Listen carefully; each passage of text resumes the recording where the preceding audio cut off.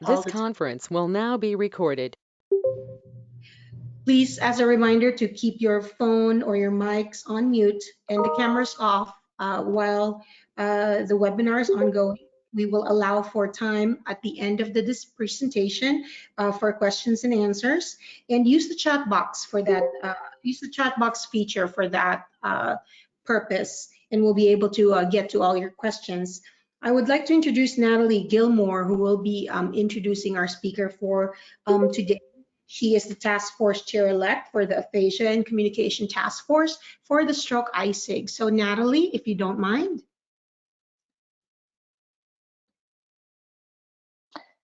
Hi, everyone, and thank you for the introduction. So welcome and thanks everyone for joining the virtual happy hour today. It's hosted by the ACRM Stroke, ISIG, Aphasia, and Other Communication Disorders Task Force. As Cecil just mentioned, I am my name is Natalie Gilmore. I'm currently a doctoral student in the Aphasia Research Laboratory at Boston University, and I'm studying recovery and rehabilitation in young adults with acquired brain injury with Dr. Swati Kiran. I'm joined today also by Emily Braun, who's another doctoral student in our lab, and she's investigating aphasia recovery and rehabilitation. And she and I will be taking the reins later this year from our fabulous current co-chairs, Dr. Christina Del Toro, an assistant professor at Midwestern University, and Michelle Armour, program lead clinician at Northwestern Medicine Aphasia Center at Marion Joy. And so I just want to tell you a little bit about the task force and kind of what the purpose of it is and some of our recent accomplishments before we go ahead and get started with our talk today. So the overall goal of the task force is to increase aphasia education in medical professionals that treat individuals with aphasia and support interdisciplinary research on the care of individuals with aphasia and other communication disorders. We're overall aiming to improve communication between rehab professionals and their patients with communication disorders to improve their overall care and quality of life. Some recent accomplishments of the task force include development of 3 information and educational pages regarding aphasia, the use of supported communication and return to work in this population, creation of a detailed database for access to aphasia-related information like therapy clinics, virtual resources, etc. And then hosting a virtual happy hour very similar to this one on bilingual aphasia, as well as the provision of an instructional course at the most recent ACRM annual conference. So if you're interested in joining us, we would be we're always looking for new members and really excited to have to increase the diversity of perspectives on our calls. And so I'm gonna go ahead and put our emails in the chat, and then you can feel free to reach out to us directly if you'd like to join or call. So thank you. And so now that you've had a little bit more of a sense of what the task force does, I'd like to really turn our attention to the focus of our convening today.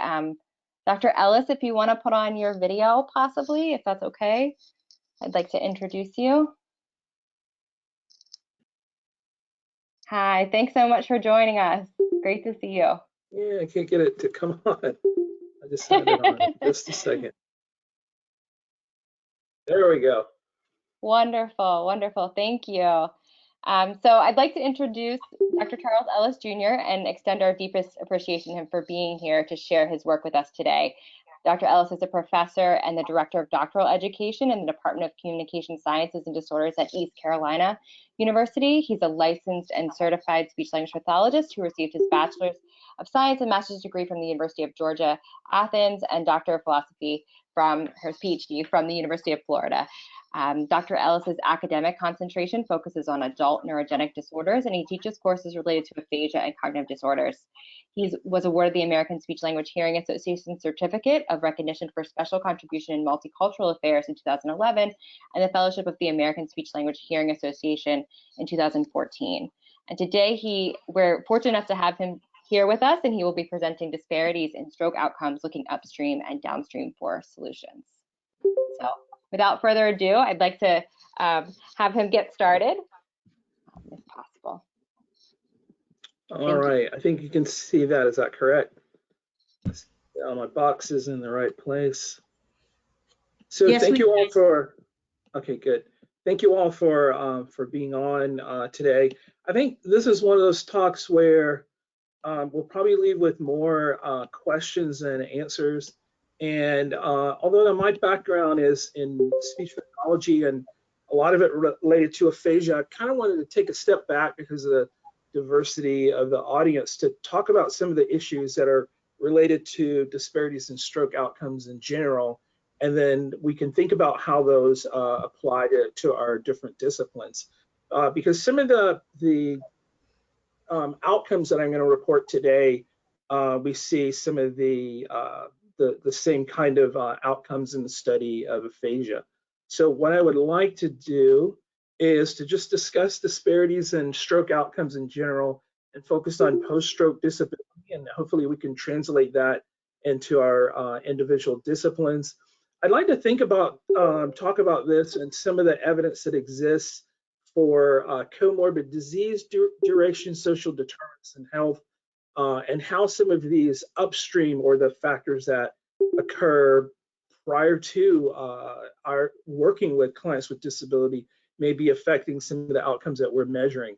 Then I'd also like to look downstream to look at factors related to the patient, rehab factors, system factors, and how those might contribute to stroke outcomes. I don't think this is, it's not an issue of looking for blame, but there are issues related to patient behavior and their system level factors that can affect the outcomes that we are able to achieve despite our best efforts, and then conclude with maybe some strategies that we could think about to address issues of disparities. A lot of my work has focused on race, but I'd like to make the point very clear that the disparities in outcomes that we see, even when we're measuring racial or ethnic differences, they're layered by other issues related to socioeconomic status. There are differences that we know exist related to sex and gender, then resource use, presence or absence of insurance, and then residence or the likelihood of having available services also tends to play a huge role. But we can see when you just start to look from a race perspective that non-Hispanic Blacks tend to have strokes at a younger age, and these incidence rates tend to be higher until we get beyond 75 or so, and then they start to even out. And some of that may be tied to differences in average lifespan and how that impacts the likelihood of having a stroke. Now in the US, there is some good news. Over the last few decades, there's actually been a decline in stroke overall.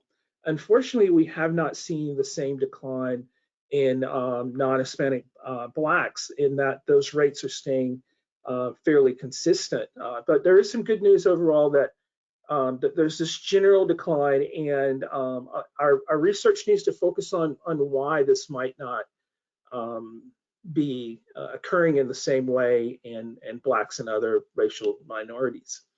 Also, there is this interaction between sex and race. However, you can see from, this is a article that was published in JAMA Neurology just last year, that the incidence rates, whether men or women, are still higher in Blacks and in all of the age groups. But I do want to have a focus on stroke in women, because the traditional explanation is that women experience stroke at older ages, and then that is the reason that the outcomes may be worse in women. But there's new evidence that suggests that evidence-based care is not the same for women. Some of the early presentation of symptomology may influence some of the early decisions, and also specific strategies for management may be different. So it may be much more than just,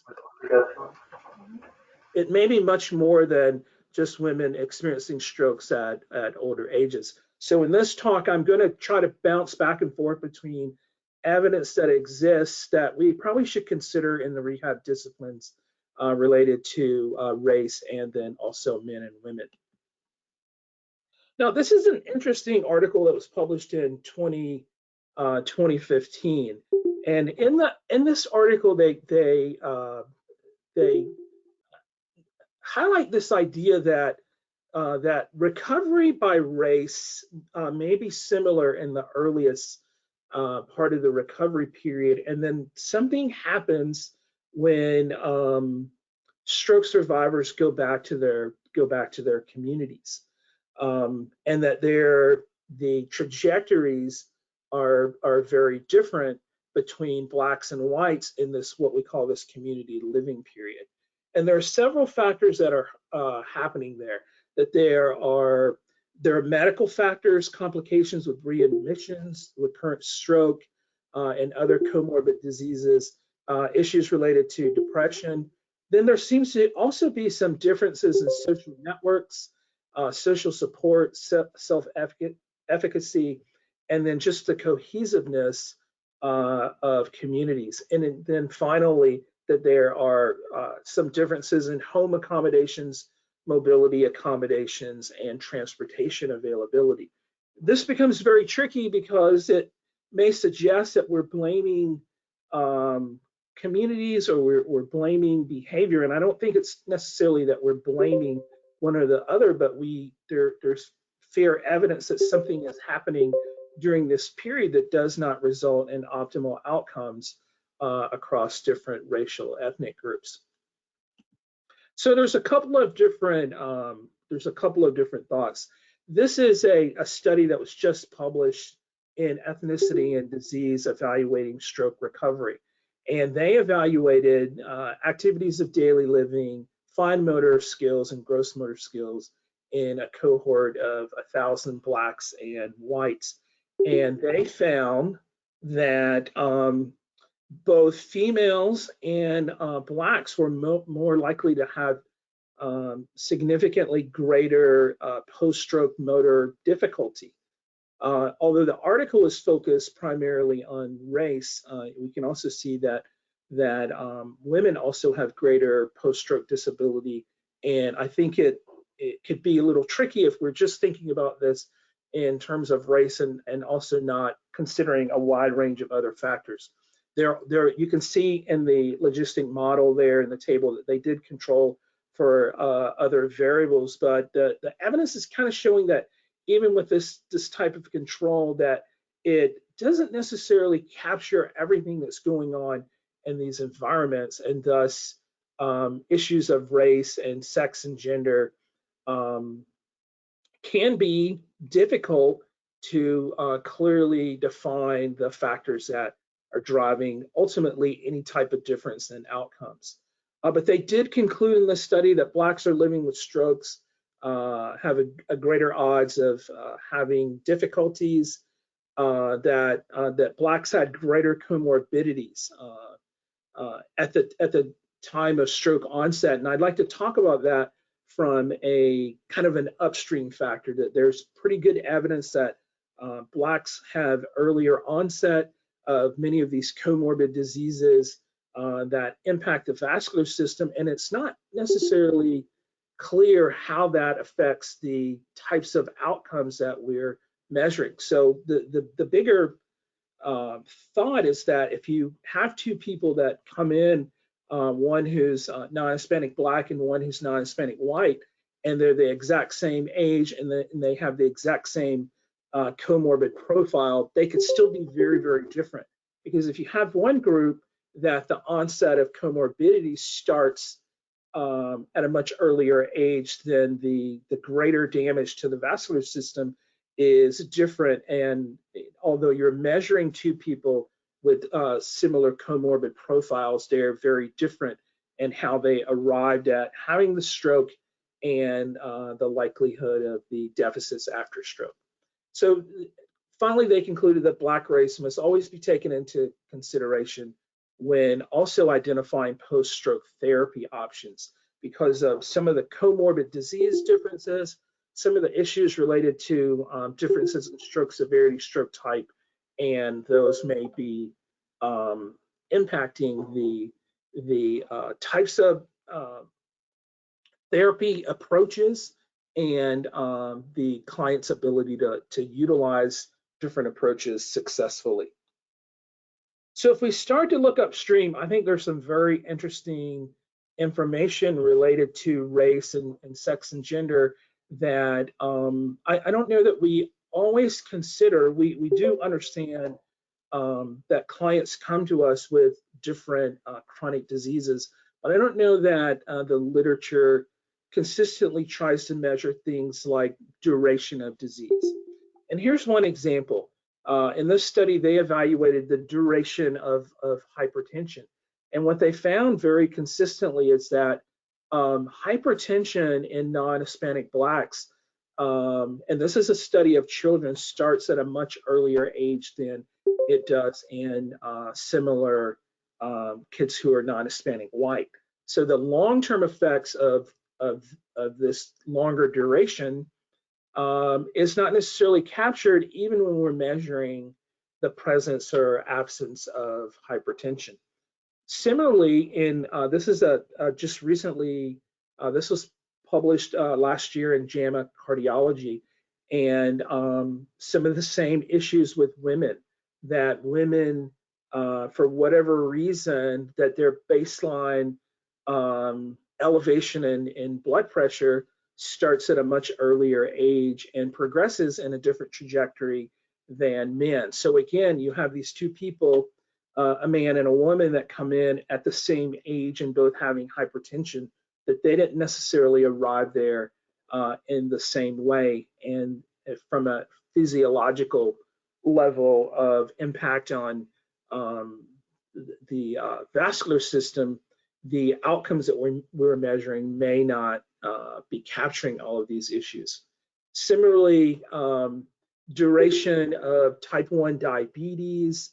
We know that there are differences by racial ethnic group in onset at an earlier age in both type 1 and type 2 diabetes. So again, these baseline differences in children and then these duration over time has some impact that is not always clear. Similarly, differences in, this is another recently published study in just glucose levels between men and women. In this case, it was in reverse, with men having higher fasting glucose level. But again, when we're popping these variables in and out of these models of sex and age and race and gender, socioeconomic status, it's not necessarily clear of the synergistic effect of all of these variables when we're drawing a final conclusion. And then the last, probably one that's super interesting to me for someone who thinks about aphasia, it's this idea of vascular stiffness and how that affects stroke. And I'm interested at some point of moving forward to see how that translates into conditions like aphasia. But what we do know is that vascular stiffness starts earlier. The duration tends to be longer in non-Hispanic Blacks relative to non-Hispanic whites. And then finally, the combination of factors that influence arterial stiffness can be very different between men and women. So again, I know we're kind of beating a dead horse, but it's these combination of factors and then the duration, that there are differences in duration between men and women and Blacks and whites and likely other groups that probably negatively impact some of the outcomes that we're seeing. So in addition to those more disease-related issues, then we have the social determinants of health. They're getting a lot of press. This is a figure that I published in a chapter, trying to just think about this, what the impact of social determinants may have on aphasia outcomes. And so if you look at upstream, and we tend to be on this right side, or at least I tend to be, of thinking about impairment, and it's not always crystal clear what the process of care looks like before the person with a stroke arrives for say outpatient therapy with aphasia, or what the service utilization and cost issues were. we've done some work that showed something totally different, that even though non-Hispanic Blacks tend to have worse aphasia outcomes, when you look at the acute care data in terms of cost and service utilization, we looked at a number of states across the US and found that actually Blacks had greater service utilization in the acute care setting. But what's unclear is what happens when they move into these different pathways beyond that point for services related to aphasia, and how that might impact the outcome that we're trying to measure and the existence of any type of disparities. And so in this, we were trying to make the same point that in the study of aphasia, it may not be enough to just focus on race, maybe even sex and amount of therapy, but it may be differences in processes of care, quality of care, service utilization, and then all of these upstream factors that are occurring long before the clients that we see have had a stroke: disease severity, disease duration, and disease comorbidity, which can differ by sex and gender, and also race. Okay, so back to the social determinants. Despite the amount of information in the literature, they can still be very difficult to measure. These issues of neighborhoods and presence or absence of sidewalks, which could be our default for measuring physical activity, but there are other aspects of neighborhoods, presence or absence of grocery stores and other types of stores, and how that impacts overall quality of health. Also, for each individual client, there are issues related to educational systems. We do measure very frequently in the study of stroke-related outcomes, educational levels, but those don't necessarily capture educational quality. So again, you can have a client that lives in one school district that gets a very different high school education than a client in a different in a different school district. So we have neighborhoods, we have educational systems, we have healthcare systems. Most of us work in healthcare systems, so we think about it from that lens, but there are very rural communities that have very little access to quality healthcare. And then even in some locations where the quality of the healthcare is excellent, people may choose not to access care, either because of historical perspectives of relationships between health systems and communities, beliefs about different health systems. And this can also occur even in the presence of having insurance, that we spend a lot of time thinking about the impact of insurance, but there's pretty good evidence that some racial ethnic groups will access care far less even in the presence of having insurance. So we have to think beyond whether or not someone has insurance and access to care, and ask questions about whether or not they choose to access care and what are the reasons that they may not do that, and how that might impact ultimately the outcomes that we're measuring. I'd also like to highlight, and I kind of mentioned this a bit, that the healthcare systems can also serve as a social determinant. And although the first line here is health coverage, but there are other factors that cause health systems to get pluses and minuses related to quality, such as provider availability, understanding, and provision of providers with linguistic and cultural competency, and then overall measures of quality of care. So these national studies have figured out ways to examine issues of quality of care. That's moving into rehab, but a lot of the studies that we utilize to drive the decisions that we make are not necessarily capturing issues of quality of care, and it's probably another area where we could definitely show some improvement. So again, I wanted to just make this point. So now I'm kind of bouncing back to aphasia, and you can plug in whatever post-stroke condition that you're interested in. But when I think about aphasia, having reviewed this literature, there are a couple of things that I need to consider. One, I need to consider the stroke type, but I also need to think about the life course. So what was the impact of the social determinants of health in the life course, and how might those be different from the current social determinants of health? So if you are a person that maybe came from little means, that would have affected your life course, then you get a college education, and that could completely change your current social determinants of health, but it's unclear of the impact or the synergy between the life course and the current, and how that might be driving some of the outcomes.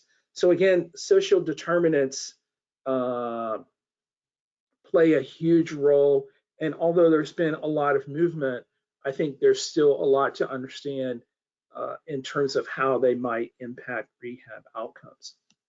So there's another area that's started to receive some attention, and some have argued that maybe some of the racial differences and sex differences in stroke outcomes are related to differences in pre-stroke function. So there have been studies that have said that part of the reason non-Hispanic Blacks have worse outcomes is that they arrive at having a stroke with greater disability.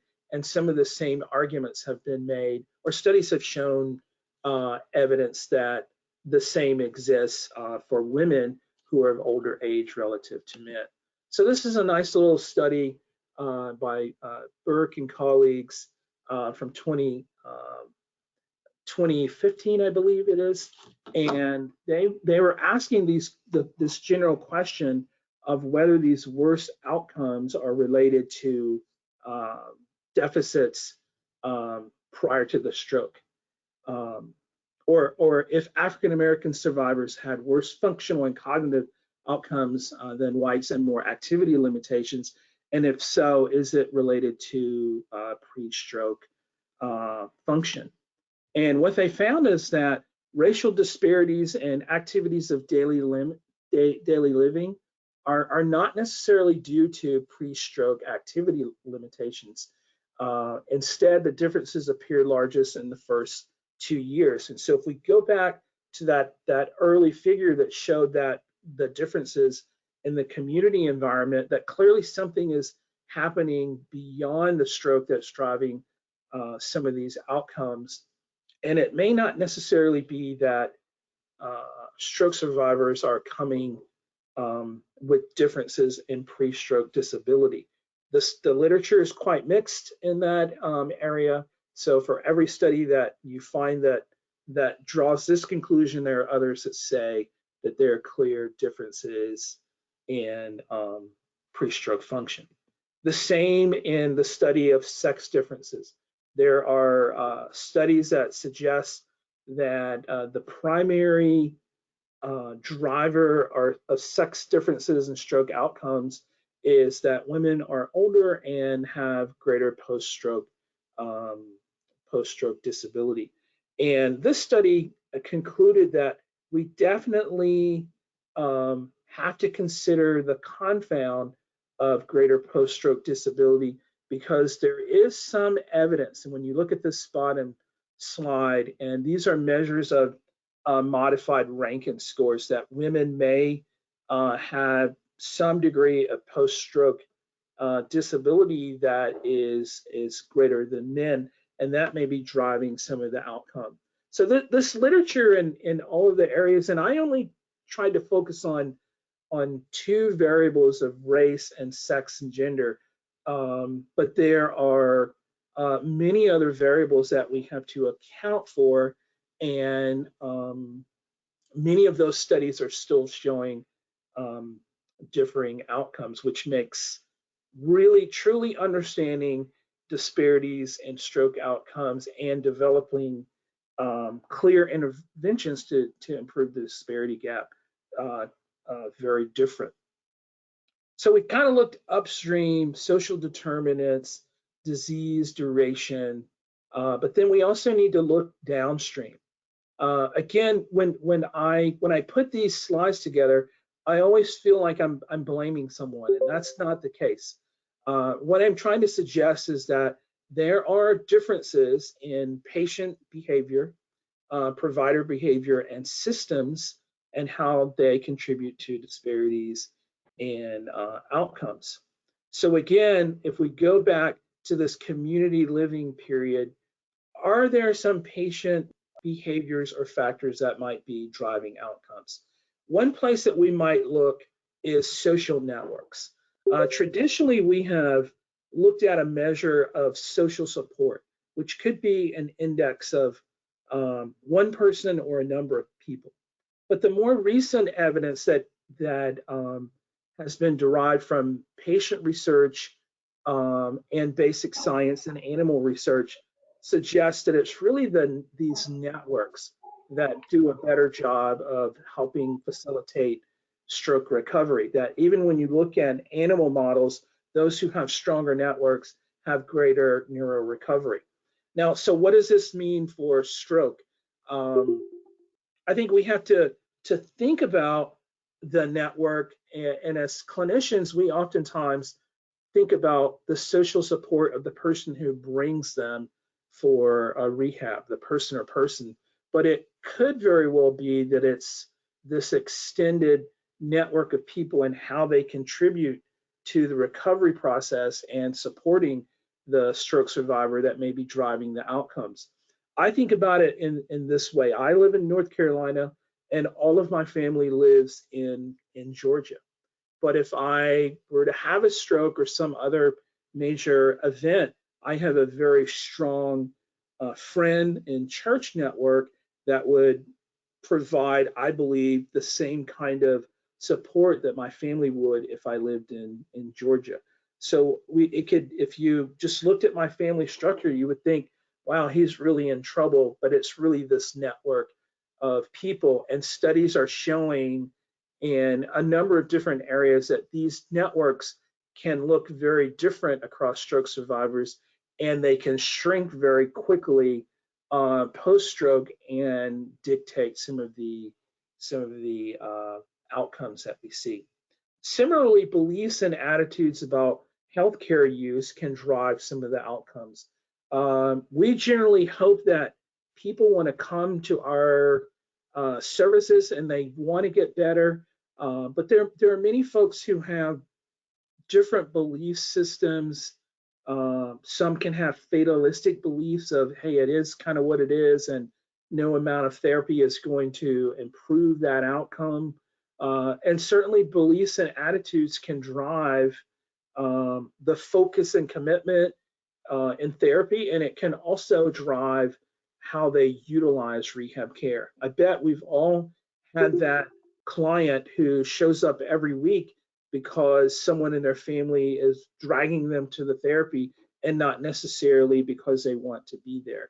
And we have probably all seen how that limits achieving optimal outcomes when the patient doesn't have the same focus as the person that is bringing them each week. We can also look at rehabs, not blaming rehab, but are there differences in outcomes, and what are the factors that may be driving those differences? So we completed this review in 2014.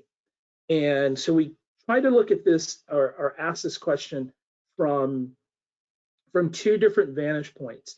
Are there racial ethnic differences in stroke rehab outcomes? And then we move in a next step to look at utilization patterns. And we found that the majority of studies between at least two groups demonstrated that racial ethnic minorities were less likely to achieve the same rehab outcomes.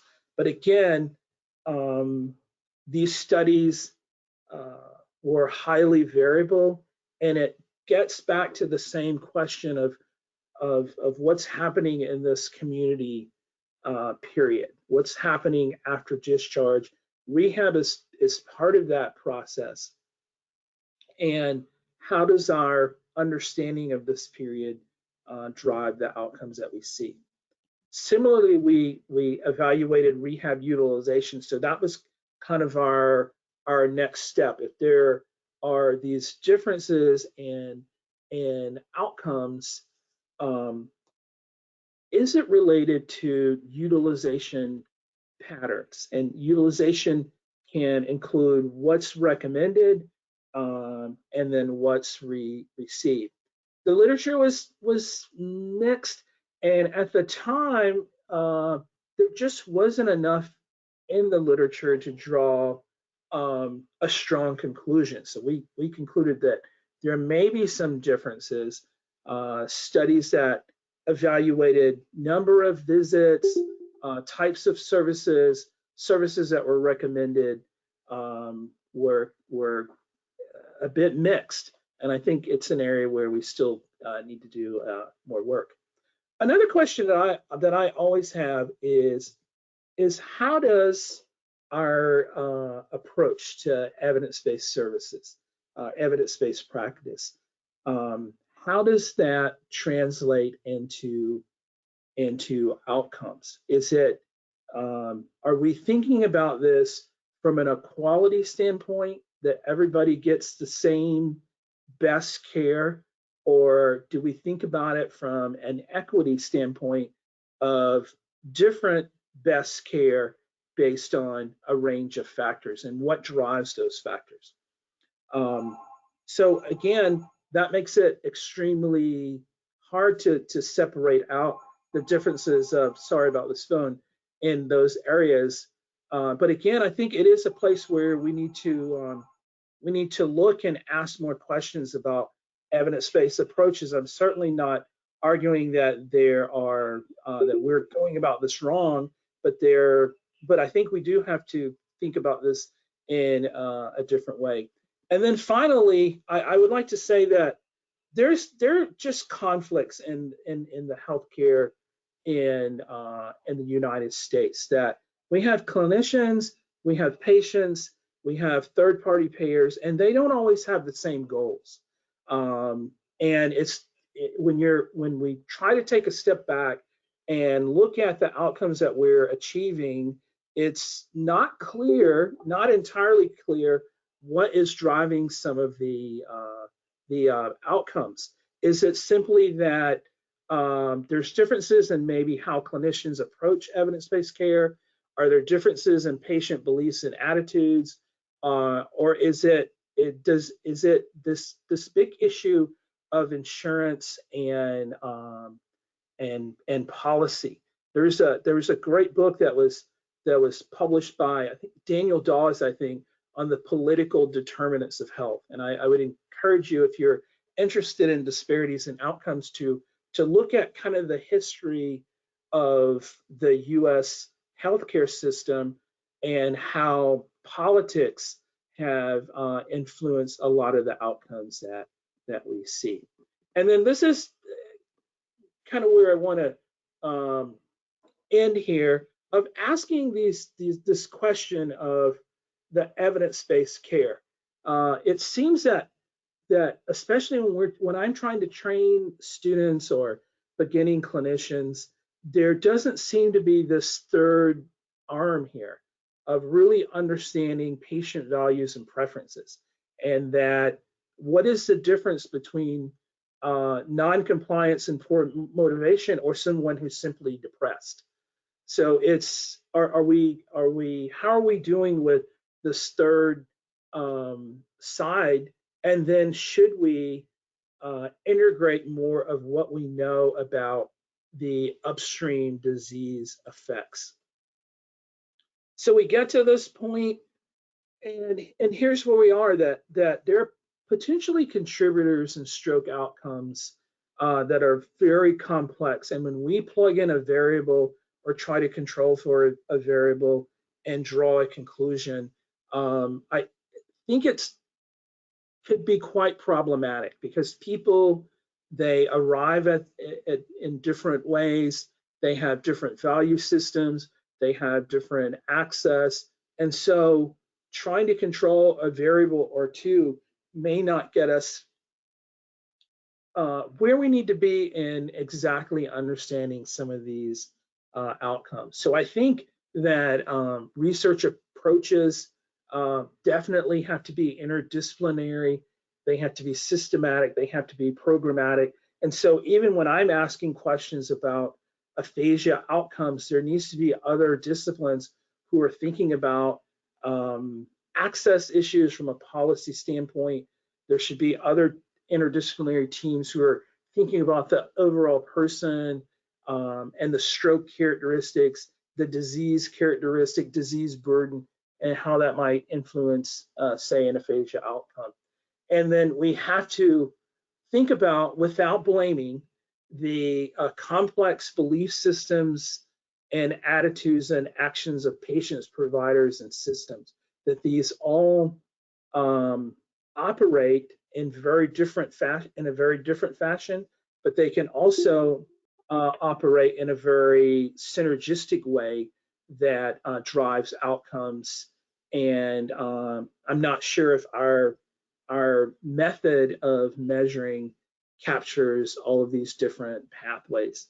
So it kind of, I'm always left with, what's next? And I think it's having a lot of thought leaders to think through the complexity of variables and factors that may be driving these outcomes, and thinking beyond our discipline specific measures. I understand that is super complicated, but when I think about aphasia, I do have to take a step back and think about stroke in general and the variability across the individuals that I work with. So I'll stop there. Again, I'm going to end where I started, that there probably will leave with more questions than specific answers. But I do think, in order to truly address this issue, it probably is going to take a different process in order to figure out how all of these variables interplay to drive some of the disparities that we see. And we also have to move beyond just the study of race differences and sex differences to gather all of them. Okay. Thank you very much, Dr. Ellis. I think you definitely covered a lot of very relevant topics and issues facing us today as practitioners. I would like to open the floor now for questions. I don't see any questions in the chat box currently. Some comments, but if anyone in the audience would like to ask Dr. Ellis a question, you can unmute yourself and far away. I see something here, which is a comment by Jacqueline, that we characterize patients as having a lack of motivation when in fact our treatment is not directed at their personal priorities. In the words of an aphasia group I work with, what happens when the therapy is not customized to the person? What can all of us do to help ensure that patient priorities are addressed? Yeah, that's a great question. And I think it also taps into the issue of evidence-based practice, that we do have great evidence, but oftentimes our approaches, they're just not really what our clients are looking for. Also because of, I think, the pressures that we have related to productivity, limited reimbursement. Oftentimes we are not able to invest enough time to understand the individual and what's most important to to them. We have a sense of what we want to accomplish, but what we want to accomplish is not always in line what they're trying to accomplish.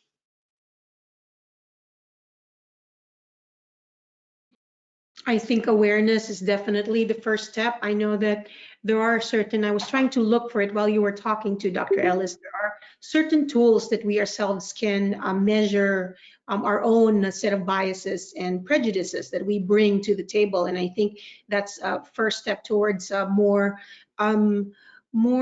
sensitive approach, and then your awareness of the bigger picture actually brings to light a lot of very important issues that our patients face.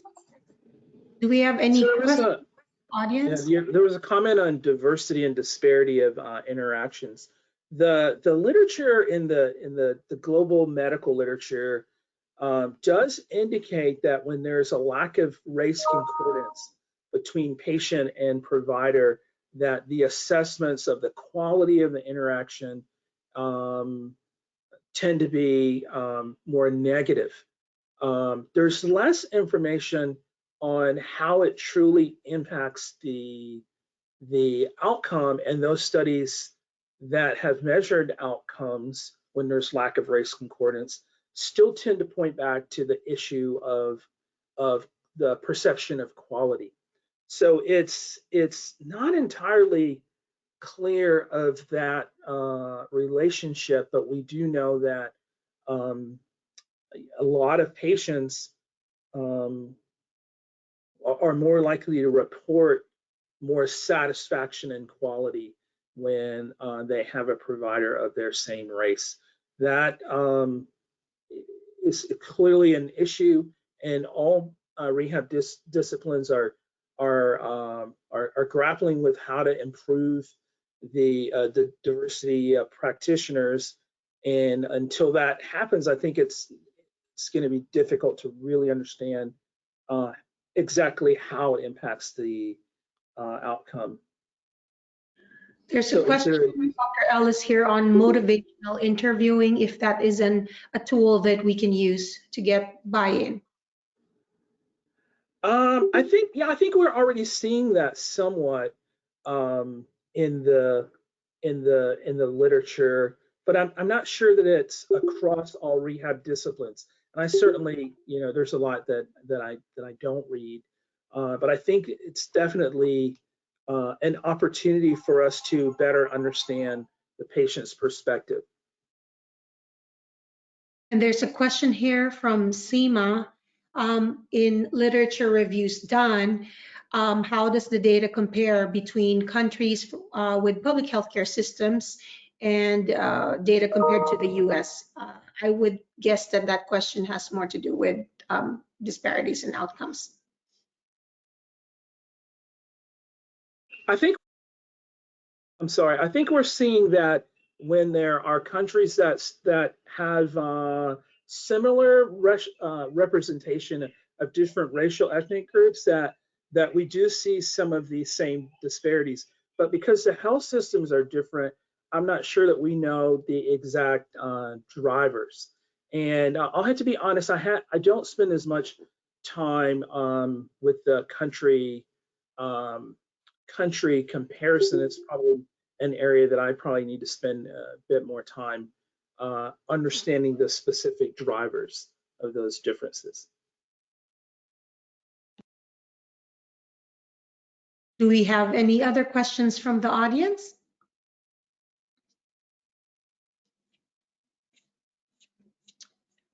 Okay, well, here's another chat, I believe. I don't know if, I guess everyone's just really thanking you, Dr. Ellis, because it was a really good presentation and we learned a lot. Thank you for doing this for ACRM stroke ISIG, and on behalf of everyone, we would like to thank you again. If you have further questions, we do have emails. Just email us, and we can keep the discussion going offline. But thank you very much, and we would like to see you at our next virtual happy hour, which is scheduled for, I believe, in April. So be on the lookout for that. And thank you so much, Dr. Ellis. Yeah, thank you for having me. Thank you, Dr. Ellis, and thank you, Cecil, for organizing. Great job. Sure. Thank you, Thank Veronica, you. our chair, for our stroke icing. Yes, take care. Sure. Thank you.